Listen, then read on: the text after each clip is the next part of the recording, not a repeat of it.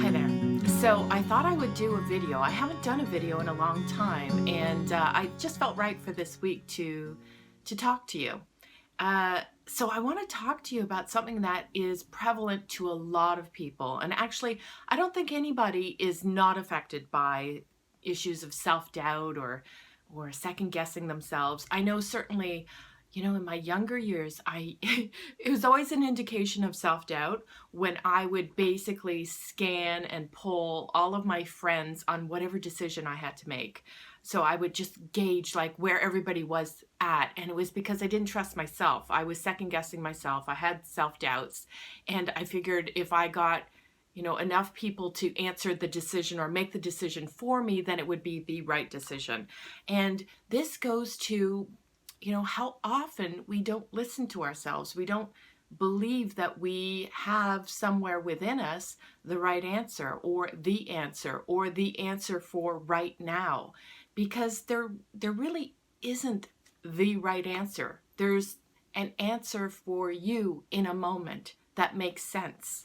And I think so many times we stall ourselves in life or get stuck in life, as they say, because we're waiting for some kind of epiphany or some kind of a feeling to come over us that will just tell us it's the right answer, instead of not listening to all the mind chatter that's going up in our busy minds, in our thinking, and believing that the only way to find the right answer is outside of us, or if we think hard enough for it, but rather to quiet all that down and to just listen to something that is deeper within us, sort of that, that knowing voice. And I know that I've used that language before, knowing, just knowing. And it's so, this is where words fail us, because we all know what knowing is. We've all experienced that, even for a moment, where you just know what to do in a moment, whether it's in a crisis or you're dealing with kids, or you know what to order at the restaurant. You just know. It's just like, it seems obvious. I'm going to have a quesadilla. So, there's no questioning it. And if we could get more familiar with that part of us, that common sense part that's guiding us all the way through life, we would do so much better in terms of navigating our lives and letting that help us, guide us along. Because again, it's a fallacy to believe that there's a right answer to what next step we have to take. There's just a next step. And when we take that next step, when we're guided by our common sense, we'll know what the next step is. So there's no perfection in this. There's no I'm going to get it wrong and then my life is over. It doesn't work like that. It's, let me take this step and then let me gauge from my common sense, from my wisdom, from that knowing place.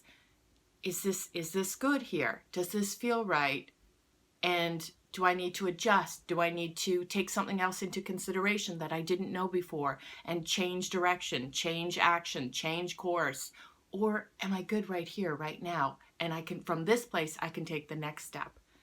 So essentially what my message is for this week is, trust yourself a little bit more. Trust that there is something helping you along the way. There's a guidance system within all of us that is helping us, that we don't need to necessarily pull all of our friends and acquaintances and people we meet at the bus stop to know what the right decision is for us. That we will know, we will be guided ourselves by our own common sense, and we'll know when to adjust our actions, our next steps, by listening more intuitively within ourselves than all the noise that's going on out there and even within our own minds. So see what happens. Test that for yourself. See if the only thing you need to know is what makes sense right now in this moment to do, and do that. Don't get caught up in the busyness of the mind or the busyness of the chatter out there. Okay? All right. Till next week. Bye.